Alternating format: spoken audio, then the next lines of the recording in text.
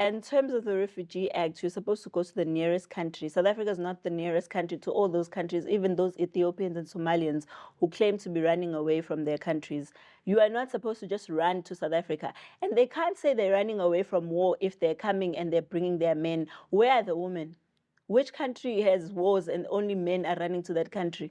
Because we're seeing an influx of Ethiopians and Somalians who claim to be refugees, and they're coming from way out of this country, crossing several countries that they can go and make home to their home if they are refugees. Why are they all coming to South Africa? Why are refugees setting up businesses in this country? What does the Refugee Act say for them to have tuck shops and want to have mafia groups and so forth? Now we've got spaza shop mafias being run by Ethiopians and Somalians who claim to be refugees, who are men. What kind of refugees are here terrorizing the locals who want to open spaza shops?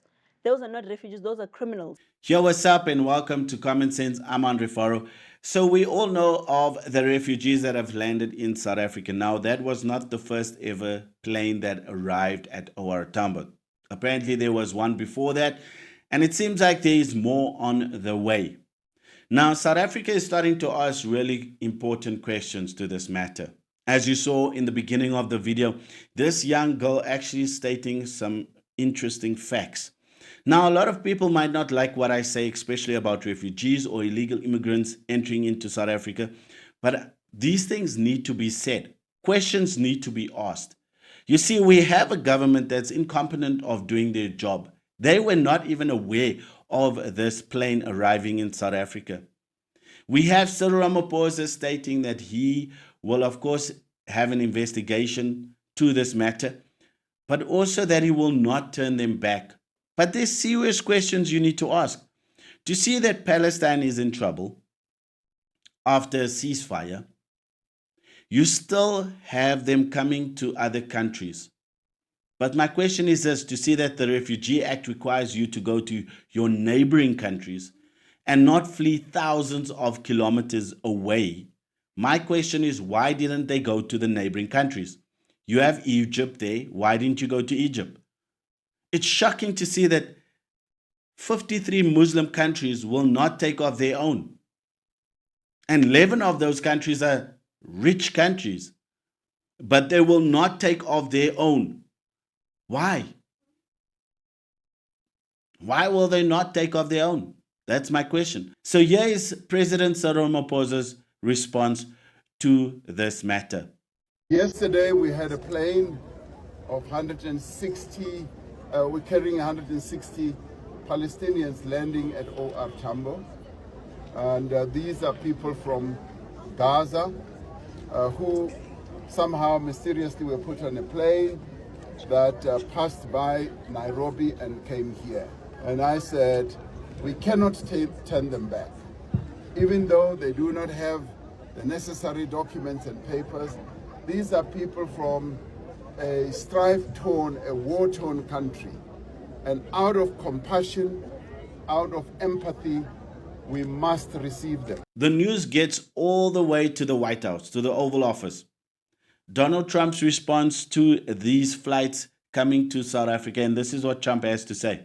Are you aware of relocation flights to South Africa that are taking place right now? Which flights? They're relocation flights that are taking place. Some Palestinians are being charged up to $2,000 I'm not a going to seat. South Africa for the G20 because I think their policies on the extermination of people are unacceptable. So I'm not going, so I won't refer to anything having to do with South Africa. South Africa has behaved extremely badly.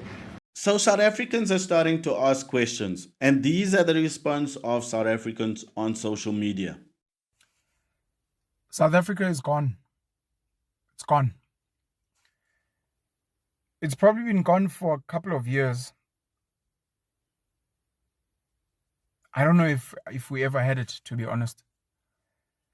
The story of the 153 Palestinians that landed illegally at OR Tambo 2 days ago, you couple that with the Arabs that came and bought land in the Eastern Cape and built an airstrip, invested in a game reserve. Why randomly in the Eastern Cape? The stories of the Israelis who are buying up property in the Western Cape, Cape Town, and bumping up property prices and essentially a form of gentrification, making it very difficult and unaffordable for ordinary South Africans to live there.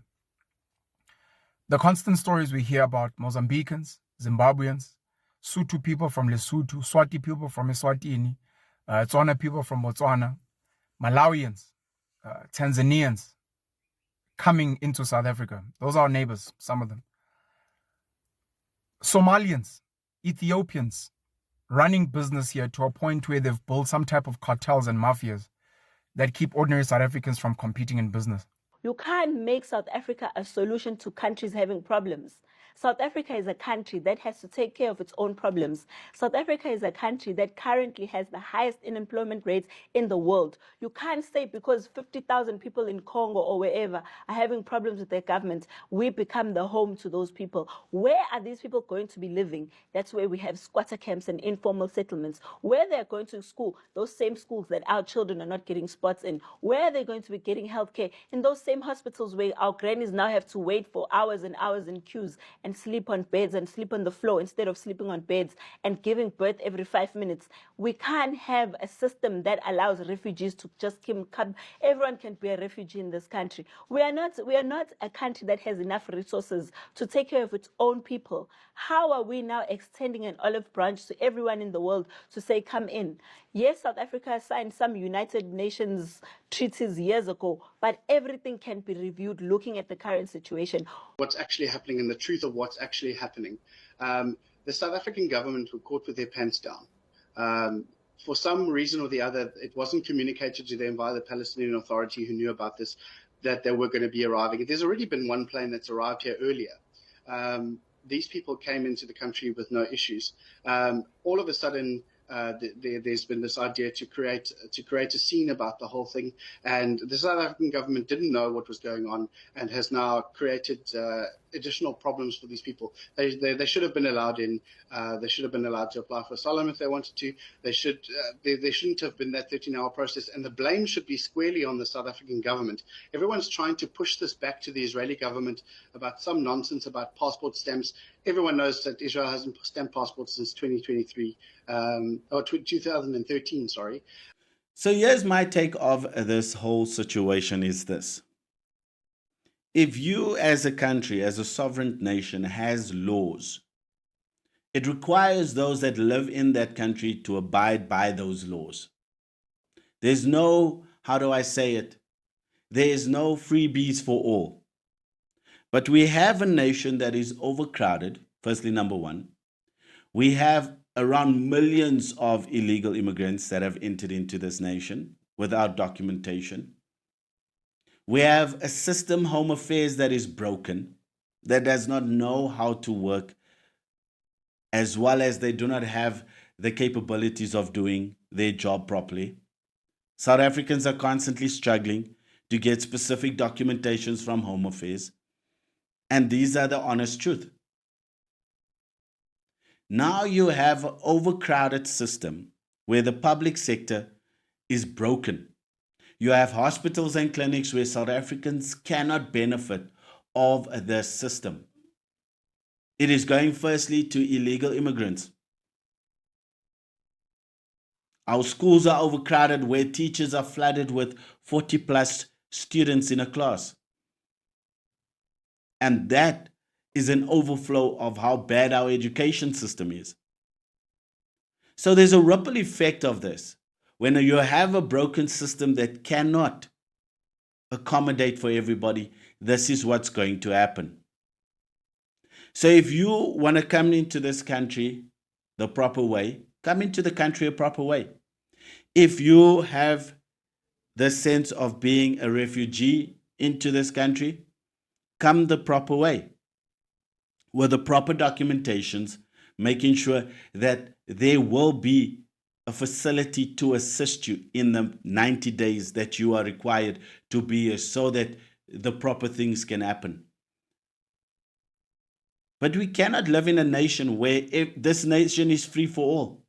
I saw a video where this guy coming from Nigeria saying Africa is for Africans. No, let me clear this up. If that's the logic and that's the way you think, then anybody can move into your house and say, to see that we're Africans, we're going to live in your house too. And I bet you he will not want that.